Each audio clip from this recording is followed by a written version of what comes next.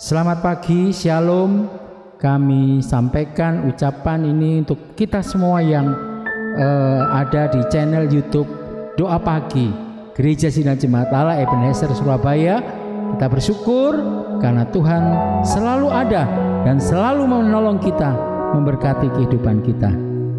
Mari kita berdoa bersama-sama membuka ibadah kita pada pagi hari ini. Bapa di dalam surga, kami bersyukur kepadamu pada pagi ini. Kami boleh ada di dalam channel ini untuk kami boleh bersama-sama memuliakan Tuhan. Berkati kami semuanya. Dan Tuhan Yesus tolong kami. Tuhan Yesus tolong pimpin kami. Ibadah kami ada di dalam kekuatan kuasa Roh Kudus yang memberkati kehidupan kami. Terpujilah Tuhan Yesus. Dalam nama Tuhan Yesus kami membuka ibadah kami. Kami menyembah-Mu Tuhan. Terima kasih Tuhan. Saat kami menyembah-Mu, terima kasih Tuhan Yesus. Kami bawa hati kami bawa kehidupan kami ke dalam tangan-Mu. Terima kasih. Terima kasih. Terima kasih. Ku angkat hatiku, ku pandang kekudusan-Mu.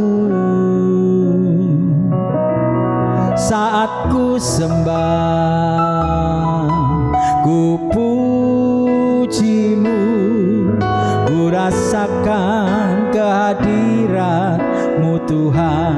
Ku angkat hatiku, ku pandang kekudusan-Mu. Saat ku sembah, ku puji-Mu, ku rasakan kehadirat-Mu Tuhan. Haleluya, amin. Saat ku menyembah-Mu, Roh-Mu bekerja. Saat ku memuji-Mu, Kau bertakhta di atas pujian. Ku angkat hatiku, ku pandang kekudusan-Mu. Saat ku sembah, ku puji-Mu, ku rasakan kehadirat-Mu Tuhan. Ku angkat hatiku, ku pandang kekudusan-Mu. Saat ku sembah, ku puji-Mu, ku rasakan kehadirat-Mu Tuhan. Ku angkat hatiku, pandang kekudusan-Mu. Haleluya. Saat ku sembah, ku puji-Mu, ku rasakan kehadirat-Mu Tuhan. Ku angkat hatiku, ku pandang kekudusan-Mu. Saat ku sembah, ku puji-Mu, ku rasakan kehadirat-Mu Tuhan. Saat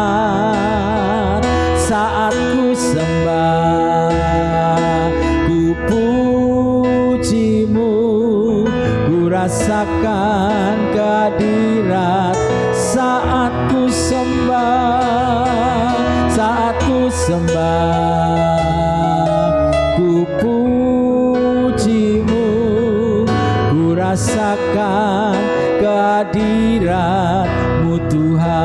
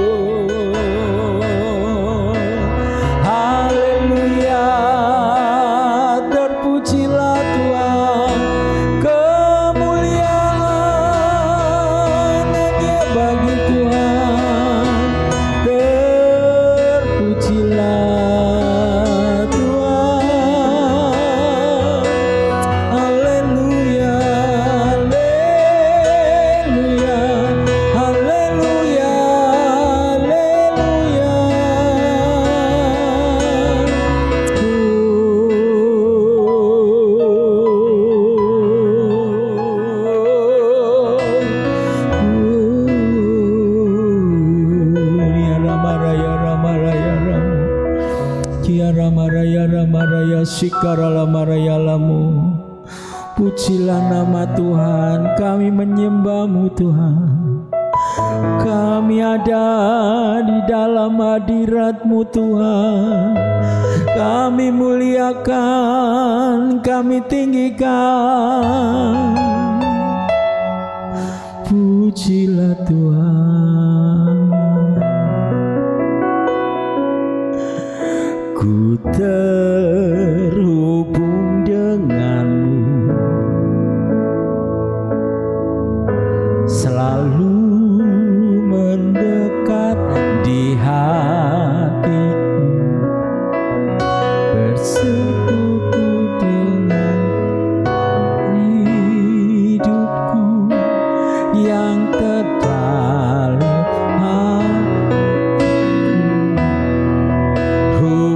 Denganmu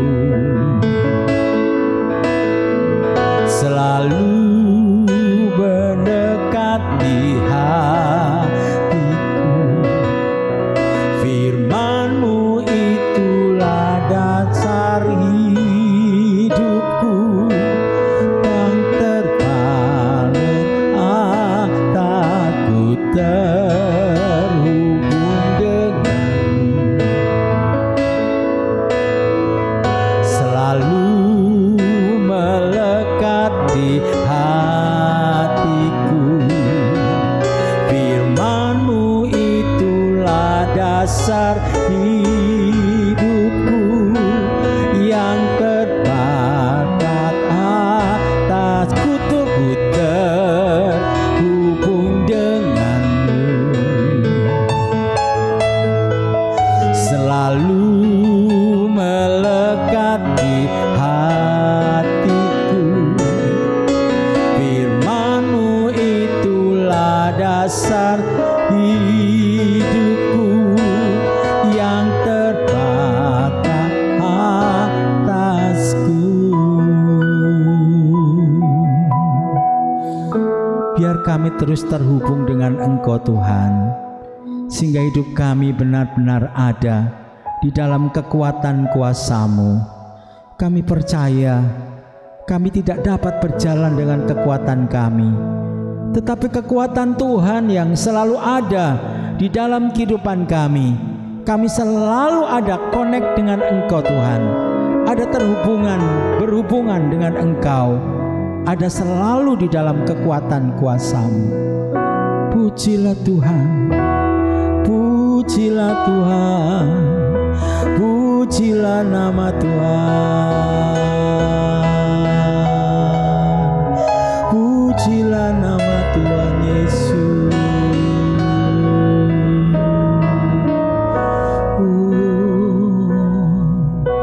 Saat indah berhadapan denganmu, mendengar suaramu, Yesus kekasih jiwaku.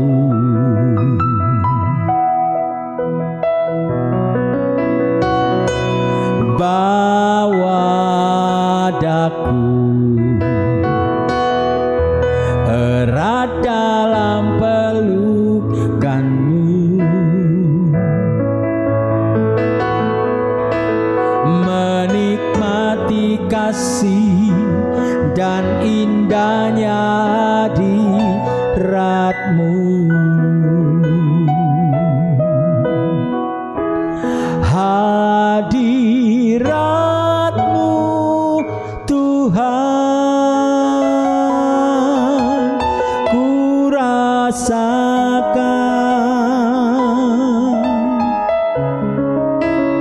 kekudusanmu Bapa penuhiku.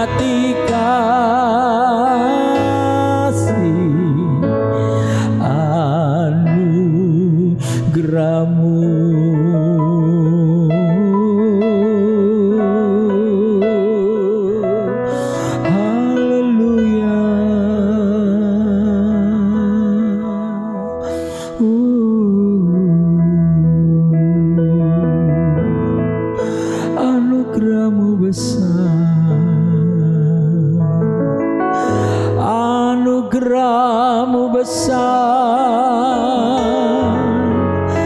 ajaiblah karyamu. Ariana Maraya Sho, Kiara Maraya Lamu.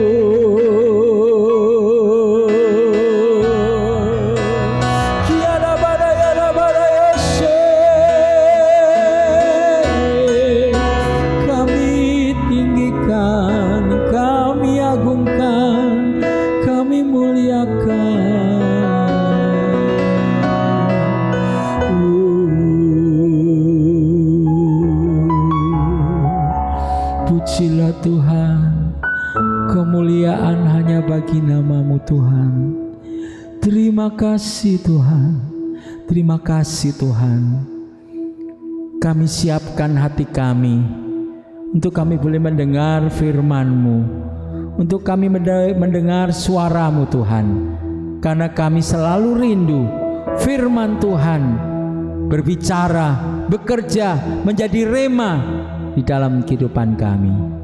Pujilah Tuhan, kami siap mendengar firman-Mu, urapan-Mu atas kehidupan hamba-Mu yang mendengar maupun yang menyampaikan, dalam nama Tuhan Yesus. Haleluya. Amin. Shalom, selamat pagi Bapak Ibu Sidang Jemaat. Selamat tahun baru dari tempat ini kami ucapkan, mengucap syukur. Kita masuk di hari yang keempat mengawali tahun 2025 ini. Saya percaya ada banyak impian juga harapan yang Tuhan taruh dalam kehidupan Bapak Ibu, sehingga diharapkan melalui impian dan harapan itu kita akan mendapatkan sebuah peningkatan yang lebih baik dari kondisi yang kita alami di tahun 2024. Itu menjadi doa kita pada saat pagi hari ini. Tapi mari jadikan seluruh impian ataupun harapan dan setiap langkah demi langkah kehidupan kita di sepanjang tahun 2025 ini dengan tidak lupa menyertakan sebuah semangat yang baru, bahwa semua yang akan kita lakukan sepanjang tahun ini adalah seakan-akan merupakan persembahan atau penyembahan yang hidup yang terbaik di hadapan Tuhan. Dan pada saat pagi hari ini, renungan di doa pagi ini saya berikan judul membangun hidup yang dipersembahkan kepada Tuhan, yang terambil di dalam kitab Kejadian pasal yang keempat ayat pertama sampai seterusnya.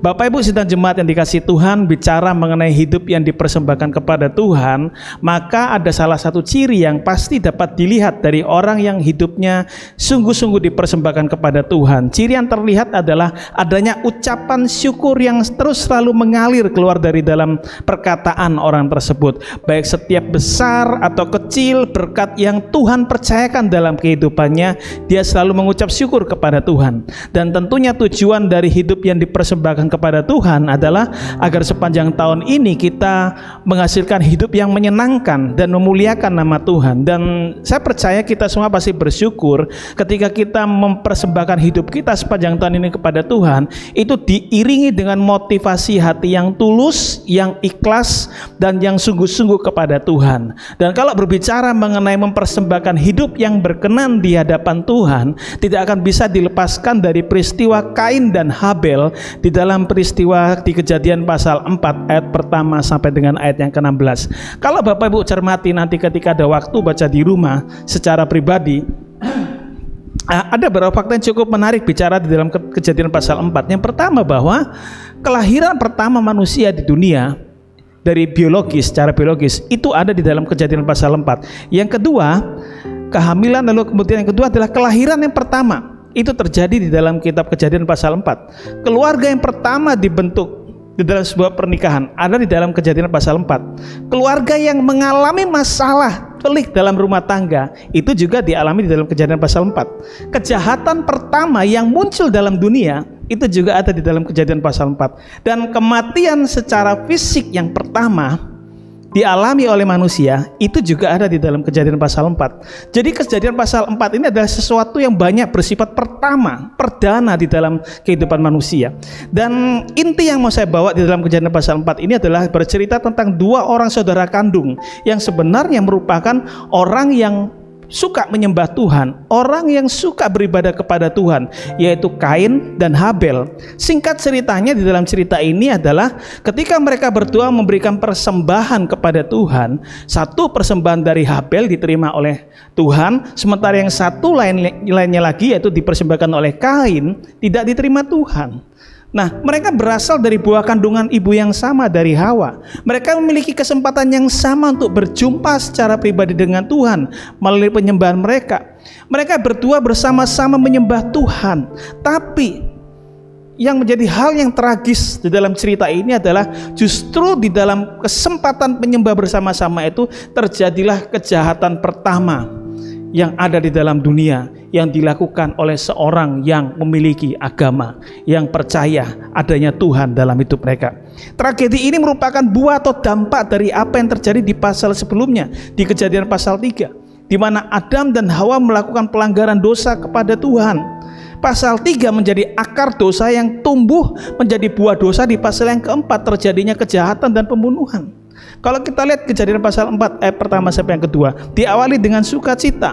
Kemudian manusia itu bersetubuh dengan Hawa, istrinya, dan mengandunglah perempuan itu, lalu melahirkan Kain. Kata perempuan itu, aku telah mendapat seorang anak laki-laki dengan pertolongan Tuhan. Selanjutnya dilahirkannyalah Habel, adik Kain, dan Habel menjadi gembala kambing domba, Kain menjadi petani. Ayat ini diawali dengan sukacita. Bagaimana di tengah keluarga itu, Adam dan Hawa itu lahirlah Kain sang kakak dan Habel sang adik. Justru itu terjadi setelah peristiwa pengusiran Adam dan Hawa keluar dari Taman Eden, Bapak Ibu. Mereka begitu senang karena apa? Di ayat yang kedua mereka merasa ini adalah kelahiran anak ini merupakan pertolongan Tuhan. Karena mereka berpikir bahwa ini adalah benih ilahi yang telah dijanjikan Tuhan di dalam Kejadian pasal pertama kedua, bahwa hai perempuan, keturunanmu akan meremukkan kepalanya, kepala si ular itu. Akan tetapi Bapak kasih Tuhan, saya berpikir dalam satu sisi yang lain bahwa ini merupakan sebuah kesaksian yang luar biasa tentang kasih karunia dan belas kasih Tuhan bagi orang yang berdosa.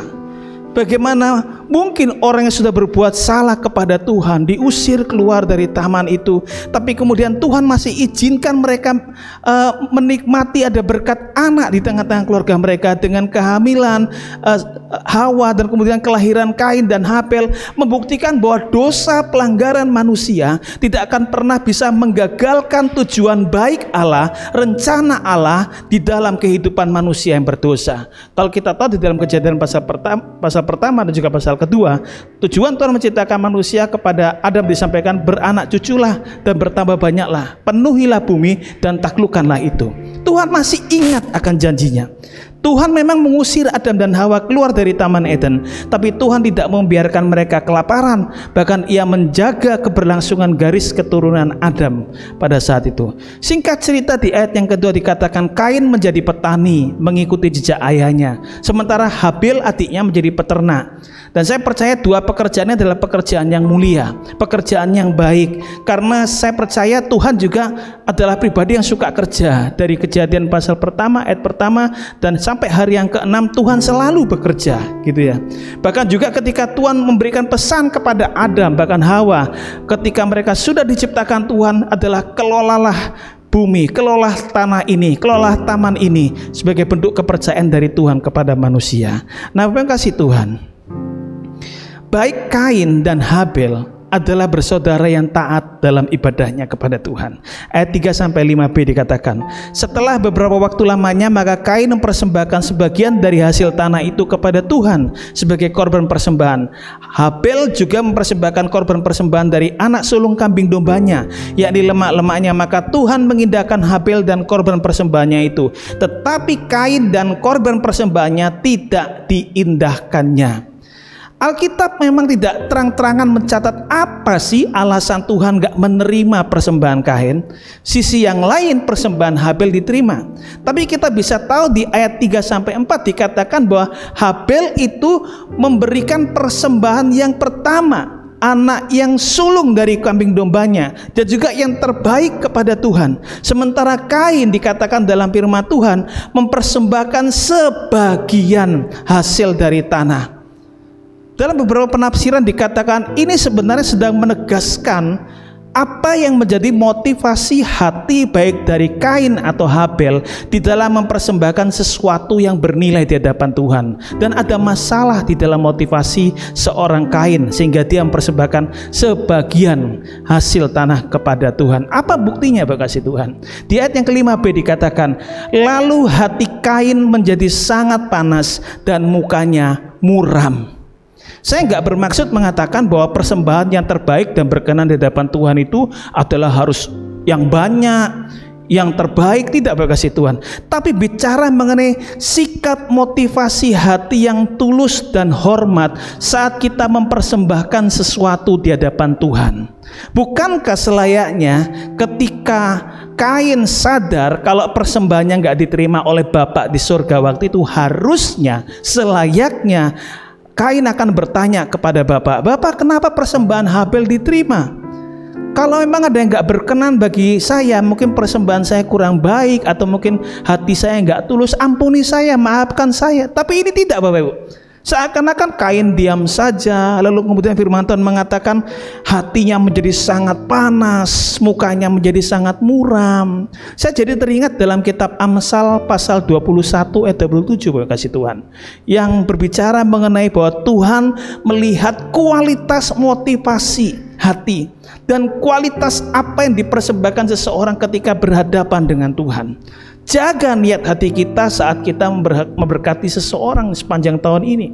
Jaga hati kita ketika kita mempersembahkan sesuatu kepada Tuhan sepanjang tahun ini. Lakukan dengan sukacita, bukan soal jumlah, bukan soal berapa banyak. Aplikasi apa yang dapat kita pelajari dari pelajaran ini? Yang pertama ini, di dalam Amsal 4 ayat 23 dikatakan, "Jagalah hatimu dengan penuh kewaspadaan, karena dari situlah terpancar kehidupan." Bapak Ibu sidang jemaat, Tuhan melihat hati. Kalau sepanjang tahun 2025 yang berjalan ini, kita akan persembahkan korban pada Tuhan setiap hari, setiap minggu, setiap bulannya. Atau mungkin kita dipercayakan Tuhan berkat-berkat secara jasmani untuk membantu kehidupan orang lain. Sekali lagi dalam bagian awal di dalam tahun ini, awasi, jagai motivasi hati kita. Apakah kita melakukannya benar-benar merupakan dorongan tulus dari Tuhan untuk kita lakukan, ataukah mungkin kita mau melakukan kebaikan itu hanya sekedar untuk membalas sesuatu yang jahat yang kita alami di masa yang lalu? Hari-hari ini Bapak kasih Tuhan, begitu gampang orang datang melayani, datang mempersembahkan korban, tapi tanpa disertai motivasi yang benar di hadapan Tuhan. Ada orang memberi tapi hanya untuk mempermalukan orang lain. Ada orang yang memberi korban tapi untuk mencari nama, popularitas. Tapi mari lakukan dengan tulus segala sesuatu kepada Tuhan. Tuhan tidak tutup mata, Tuhan pasti memberkati kita.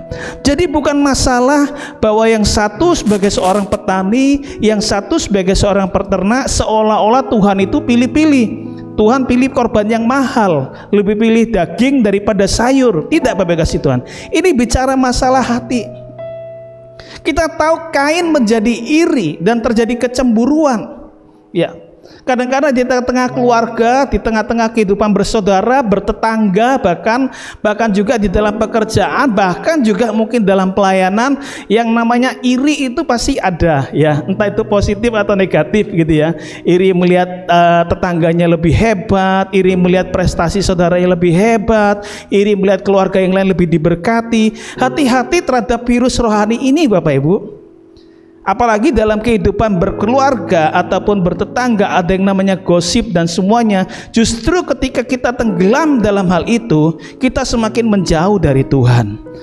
Ada mulai banyak pikiran negatif, memadamkan semua orang yang mau maju, tidak ada kalimat positif, selalu negatif, tidak punya kapasitas berbuat banyak hal, jarang berprestasi bekerja, lebih banyak bicara tentang orang lain, kasih Tuhan.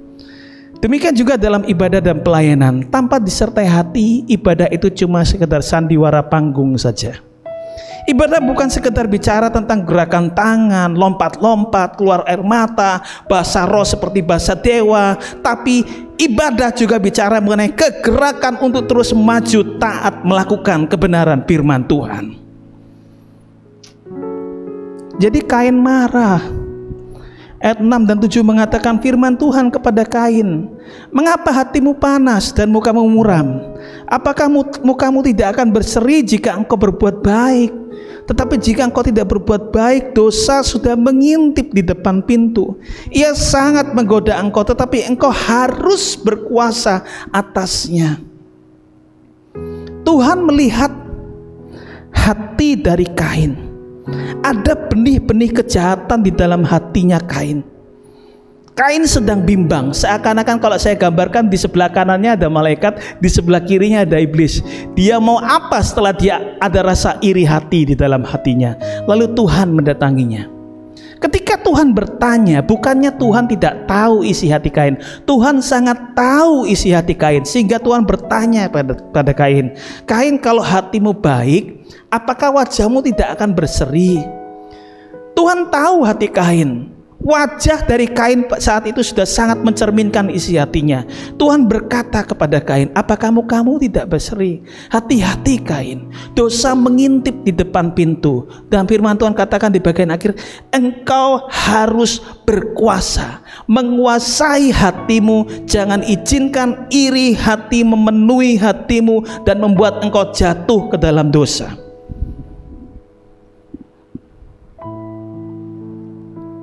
Bapak Ibu yang kasih Tuhan, Tuhan gak pernah salah waktu kok dalam mengirimkan pesan firman-Nya bagi kita. Saat itu sebenarnya Tuhan sudah menegur Kain. Kain, kamu harus berkuasa atasnya. Jangan ikuti emosimu, jangan ikuti panas hatimu. Pertanyaannya, apa Tuhan gak maha kuasa untuk menggagalkan Kain membunuh Habel? Sekali lagi Bapak kasih Tuhan, Tuhan kita Tuhan yang sangat menghargai kehendak bebas manusia. Tuhan sangat menghargai keputusan Kain, dan itu semua ada di dalam kedaulatan Tuhan untuk mengizinkan itu semuanya. Dan ayat yang ke-8 kita tahu akhirnya keputusan apa? Seakan-akan malaikatnya hilang, iblisnya semakin besar. Nah, Kain menuruti apa kata iblis. Ayat yang ke-8 katakan, kata Kain kepada Habel artinya, mari kita pergi ke padang. Ketika mereka ada di padang, tiba-tiba Kain memukul Habel, artinya itu, lalu membunuh dia. Ya, apa mau dikata ya, Tuhan sudah berusaha mengingatkan Kain, namun Kain menolak dan dia melanjutkan kejahatan yang luar biasa. Bapak Ibu yang dikasih Tuhan, aplikasi apa yang bisa kita dapat? Dosa Bapak Ibu itu akan selalu ada mewarnai perjalanan hidup manusia. Tuhan sudah berbicara.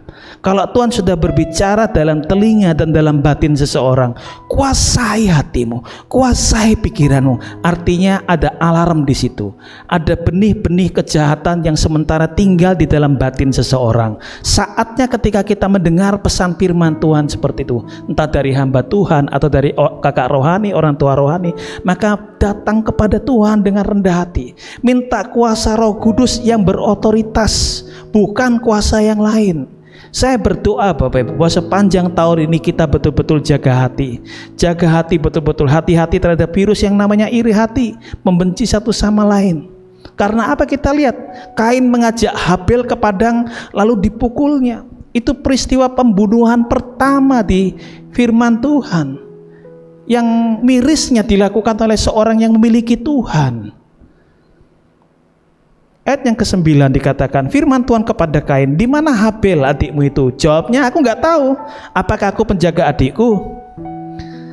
Ya Bapak Ibu yang kasih Tuhan, ada orang mengatakan seperti ini, ketika orang welcome kepada satu dosa, maka satu rombongan yang lain, satu truk, satu colt rombongan dosa yang lain pasti akan masuk mengikuti. Ketika Kain sudah kalah, gak bisa menguasai hatinya, kalah sama iri hatinya, maka akan diikuti oleh dosa pembunuhan, dosa kebohongan, dosa dusta, dan semuanya yang lain itu akan ikut. Dan Kain sudah tidak lagi menghormati dan mendengar suara Tuhan. Mestinya kan kalau Roh Kudus berkuasa, ketika Kain mendengar suara Tuhan, dia akan dengan rendah hati dan mau bertobat untuk mendengar teguran Tuhan. Tapi dia menjawab Tuhan dengan seakan-akan, mohon maaf saya pakai bahasa ini, dengan jawaban yang kurang ajar. Aku nggak tahu di mana adikku. Nah ini saya jadi teringat Bapak Ibu, apa yang dilakukan oleh papanya, yaitu siapa? Adam, ketika dia ditegur berkaitan dengan dosa. Waktu tahu salah, Tuhan bertanya, karena siapa? Karena istriku Hawa, karena ular itu. Nanti lama-lama Tuhan yang disalahkan gitu. Nah rupanya benih seperti ini terus akan mewarnai perjalanan hidup manusia. Dari iri hati yang gak dikuasai, dosa itu kuasai pikiran, kehendak, dan tindakan seseorang. Jadi saya berdoa dari tempat ini, mengawali tahun ini, ingatlah bahwa upah dosa itu adalah maut. Kalau mungkin kita memasuki tahun 2025 ini, kita masih simpan, pelihara dosa di dalam hati kita, buang jauh-jauh di awal tahun ini. Sebelum kita menjalani sepanjang tahun 2025 ini, bereskan dosa itu, agar sepanjang tahun ini kita hidup di dalam perkenanan Tuhan. Amin, kasih Tuhan. Nah kita lihat Apa sih yang buat Tuhan berkenan kepada persembahan Habel? Habel mempersembahkan persembahan hewan pertama dan terbaik, termasuk lemah-lemaknya. Sehingga apa? Tuhan mengindahkan persembahan Habel. Apa yang mendorong Habel memberi persembahan yang berkualitas tersebut, Bapak Ibu? Kita lihat Ibrani pasal 11 ayat 4, ayat terakhir ya. Ibrani pasal 11 ayat yang keempat. Dikatakan di situ berkasih Tuhan, karena iman Habel telah mempersembahkan kepada Allah korban yang lebih baik daripada korban Kain. Dengan jalan itu ia memperoleh kesaksian kepadanya bahwa ia benar, karena Allah berkenan akan persembahannya itu, dan karena iman ia masih berbicara sesudah ia mati. Jadi Habel mempersembahkan yang terbaik karena dia punya iman, Bapak yang kasih Tuhan. Karena ada iman di dalamnya. Sebuah kepercayaan untuk sungguh-sungguh mengasihi Tuhan, Bapak yang kasih Tuhan. Bisa bayangkan gambaran persembahan Kain itu dengan Habel itu, kalau persembahan yang diberikan Kain seakan-akan seperti ini, gambaran orang Kristen hari ini. Oke, ini Kain ya. Dari hari Senin sampai dengan hari Sabtu, saya akan buat dosa. Saya nggak mau peduli sama Tuhan, saya nggak pernah doa, saya nggak pernah baca firman, saya melanggar Tuhan. Tapi hari Minggu 1 jam 2 jam ibadah, saya akan berubah jadi orang kudus. Tapi kemudian setelah ibadah keluar dari gedung gereja, saya akan jadi orang yang sama seperti hari Senin sampai Sabtu. Itu persembahan Kain maknanya. Tapi persembahan Habel, dia akan melakukan yang terbaik di sepanjang kehidupannya, memberikan persembahan kepada Tuhan. Bapak Ibu yang kasih Tuhan, aplikasinya apa? Aplikasinya saat hati kita mengasihi Tuhan, kita tidak akan memberikan asal-asalan kepada Tuhan, tapi secara sungguh-sungguh dan hormat kepada Tuhan. Apa bagian terbaik dari hidup kita yang akan kita persembahkan kepada Tuhan sepanjang tahun ini? Ibadah kita, persembahan korban kita kepada Tuhan, berkat keuangan yang terbaik dari hidup kita, berkat talenta, karunia, waktu, hati kita kepada Tuhan. Berikanlah yang terbaik kepada Tuhan, persembahan yang didasari hormat dan takut akan Tuhan. Kalau begitu Pak, kalau misalkan kita gagal ya seperti Kain ya, apa yang harus kita lakukan? Sekali lagi, kita berhadapan muka dengan Tuhan yang tidak pernah mengendaki kematian semua orang. Tuhan ingin semua orang diselamatkan. Kain pun sama. Ketika Tuhan sudah menjudge Kain begitu rupa, katakan, engkau harus memisahkan diri dari aku. Engkau harus menjadi seorang pelarian dan pengembara di bumi.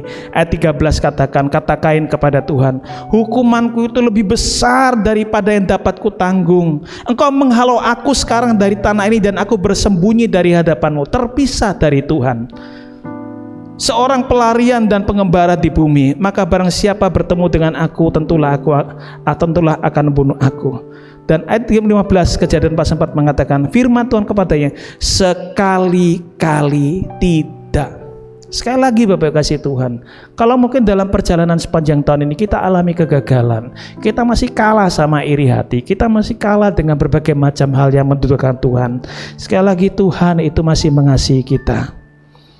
Ada perlindungan Tuhan. Kalau Kain masih dikasih kesempatan oleh Tuhan, ayat yang ke-15, Tuhan berikan perlindungan pada Kain. Kain menetap di tanah Nob. Kain tetap mendapatkan bagian dari pekerjaannya. Kain akhirnya bertobat dan Tuhan kembali memberkati dia. Bagaimana dengan kita? Saya berdoa bahwa sepanjang tahun ini segala usaha pekerjaan kita, segala hubungan-hubungan dalam keluarga kita, perekonomian kita, pelayanan kita, semua diberkati oleh Tuhan. Tidak ada yang tidak ingin diberkati sepanjang tahun ini. Kuncinya cuma satu, miliki iman, persembahkan persembahan yang terbaik di dalam kehidupanmu, maka sepanjang tahun ini engkau akan menerima banyak berkat dari Tuhan. Tuhan Yesus memberkati kita. Mari kita satu dalam doa. Bapa kami yang bertata dalam kerajaan surga, pada saat mengawali tahun 2025 ini, kami memasuki hari yang keempat, sebuah firman yang agak keras bagi kami, tapi itu mengingatkan kami bahwa ada satu alarm di dalam batin kami yang harus kami jaga di dalam mengarungi tahun 2025 ini, untuk kami menjaga hati kami dengan penuh kewaspadaan. Kami tidak ingin ingin sampai ada virus atau benih kejahatan, iri hati atau apapun juga itu tinggal berlama-lama di dalam batin kami. Pada saat ini hamba-Mu berdoa dari tempat ini di dalam nama Tuhan Yesus. Biarlah kuasa darah Yesus tutup bungkus, payungi, tudungi, lindungi batin kami, pikiran kami, tubuh jiwa roh kami dengan kuasa darah-Mu Tuhan. Tidak ada sekat-sekat, tidak ada ruang-ruang di mana tempat kuasa iblis bekerja dan bersembunyi. Kami melepaskan berkat ini di dalam nama Yesus. Apabila kami memasuki tahun 2025 ini masih ada iri hati, masih ada dendam, masih ada perselisihan, Bapa, hamba berdoa di dalam nama Yesus, biarlah bilur-bilur Yesus masuk ke rongga-rongga batin seluruh sidang jemaat-Mu, sehingga ketika kuasa Roh Kudus-Mu bekerja, segala benih-benih dan virus itu dimatikan kuasanya di dalam nama Yesus. Kami mau Tuhan, kami semuanya menjalani tahun 2025 ini dengan penuh keberkatan Tuhan. Oleh karena itu hamba-Mu berdoa, biarlah kami semua diberkati dalam segala usaha pekerjaan kami, di dalam hubungan-hubungan keluarga kami, di dalam kesehatan kami, di dalam pelayanan kami, di dalam keuangan kami, semua aspek kehidupan kami mau diberkati oleh Tuhan. Terima kasih Bapak, kami tetap berdoa buat gereja kami, GSJ Ebenezer, beserta Bapak Ibu Gembala, majelis, staf, dan juga semua hamba-hamba Tuhan, rekan sepelayanan dalam Tuhan, dari komisi, satelit, departemen, semuanya Tuhan, kami dalam urapan dan kuasa Tuhan di dalam mengarungi tahun 2025 ini. Kami juga berdoa biarlah setiap program yang sudah dijalankan semua ada di dalam kedaulatan Tuhan, campur tangan Tuhan menyertai kami. Kami juga berdoa Tuhan buat jemaat-Mu yang sakit, yang mengalami beban berat, kesulitan keuangan, mencari pekerjaan, mencari pasangan hidup, mendambakan keturunan Tuhan. Kami berdoa dari tempat ini di dalam nama Yesus, Tuhan akan menjawab tahun ini. Tuhan, tahun ini menjadi tahun jawaban doa, tahun jemaat memasuki tanah perjanjian dan menikmati hasil jerih lelah di tanah perjanjian. Kami serahkan buat setiap keluarga lepas keluarga semua dalam keberkatan Tuhan. Terima kasih Tuhan. Kami juga serahkan kota Surabaya dan semua elemen-elemen pemerintahan baik di Indonesia juga dalam kedaulatan Tuhan. Tuhan berkati semuanya Tuhan.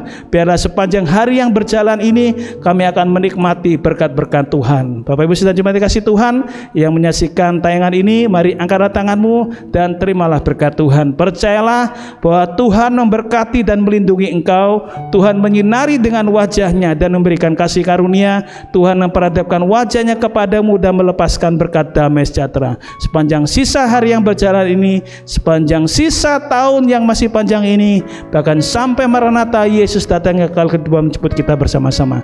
Mari kita semua percaya dan mengimani sama-sama, katakan amin. Selamat pagi, Tuhan Yesus memberkati kita semuanya. Amin.